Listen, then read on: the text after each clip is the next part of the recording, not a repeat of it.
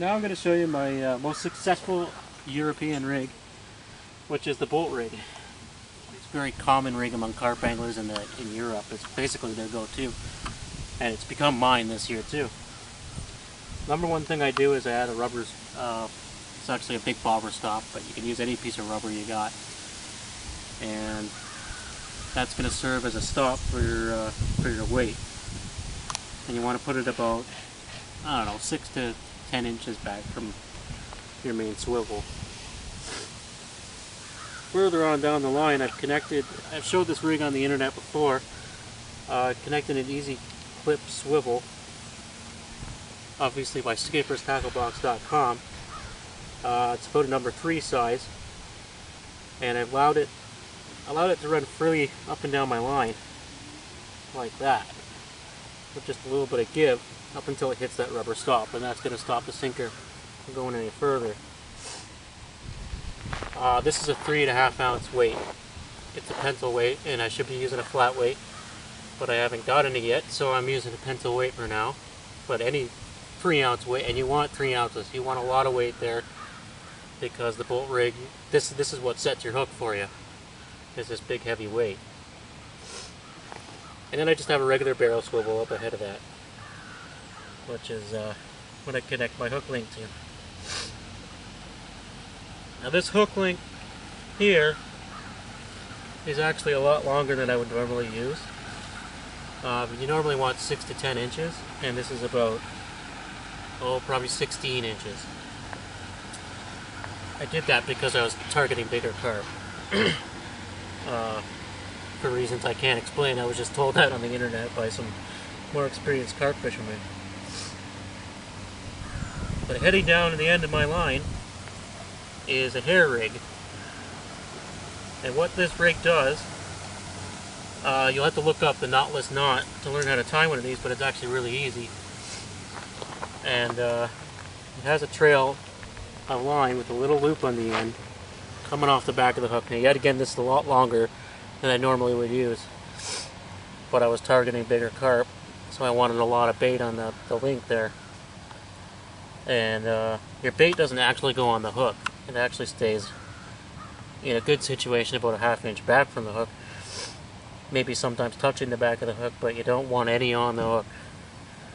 And the way the rig works is you put your bait on there and you peg it, and I'll show you that in a minute.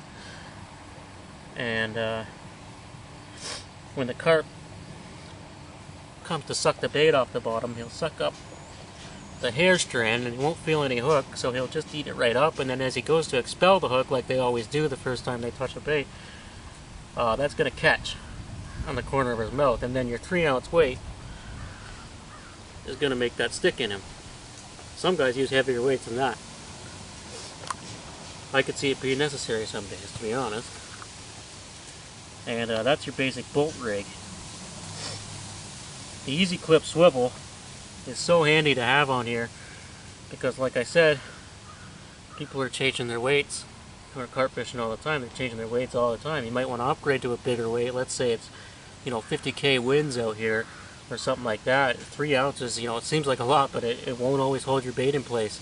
And holding your bait still is really important when carp fishing. You want them to find your bait. You never want to bring it to them because they spook so easily. For such a big fish, you wouldn't think they'd be scared of so much, but they're scared of everything. A lot of guys will even wear camouflage, total camouflage, like they're deer hunting, to go and catch these things. I've never gone quite that far unless I'm fishing a really shallow creek. But who knows, maybe it would improve my catch rate if I did. But that's your basic bolt rig setup. And now I'll show you how to bait this up. So we're ready to bait up our hook now, or our rig. This will make things a lot easier. I crafted this myself, but I have a really long shank, thick gauge fishing hook, and I just added some duct tape to the other end so it has a handle. You can order actual baiting needles. I just haven't done that yet because this works well enough. And the little barb on there really works great for what I'm about to show you. I got some chickpeas here. They've been curing in the fridge for a few weeks, and they're just starting to smell right. So I'm going to slide them onto my needle. Watch your fingers when you're doing this. Do not put your fingers in front of that hook because it will penetrate. It's sharp. Even a regular baiting needle will go right through your finger. Seen pictures of that on the internet. I'm going to slide these all up the needle. Just like that. It's pretty full now. And I'm going to insert this into the little loop I've made in the end of my hair rig. Just like that. So now I can catch and hold on there. And actually, you want to leave some weight there to keep that linked into the barb of the hook. And you just slide them on down onto your hair rig. Just like that. We'll adjust that after, but that's how you want it. I'm taking a little piece of branch. Yet again, you can buy special stops. You can buy special stops for these, but I'm just going to use a piece of a branch, and I have been all season, so I really don't think it matters. I've used some really big pieces of branch in there before, and I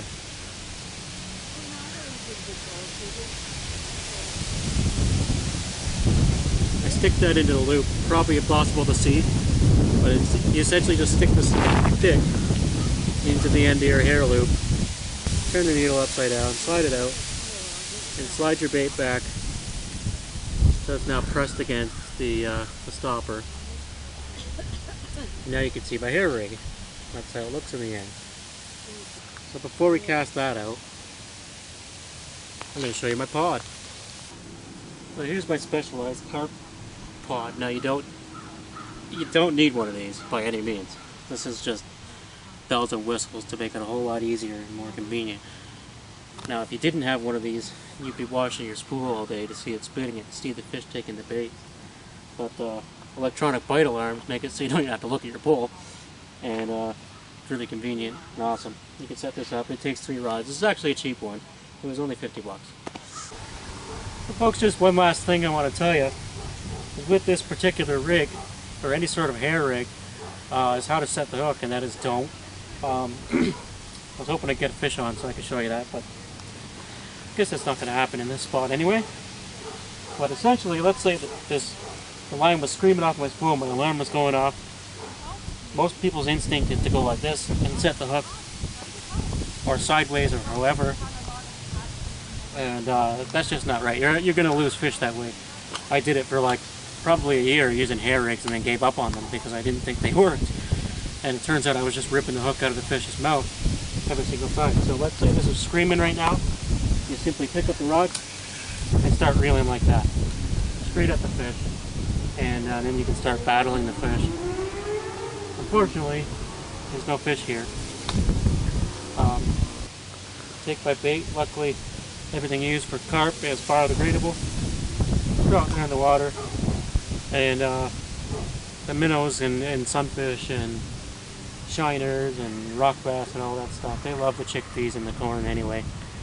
Turtles, don't even get me started on them. And that bait will get eaten up, or it'll dissolve and turn into soil. Either way, you're not damaging anything by throwing that bait in the water. Hopefully you've enjoyed this video and it'll help you go out there and catch some carp yourself this season. Good luck.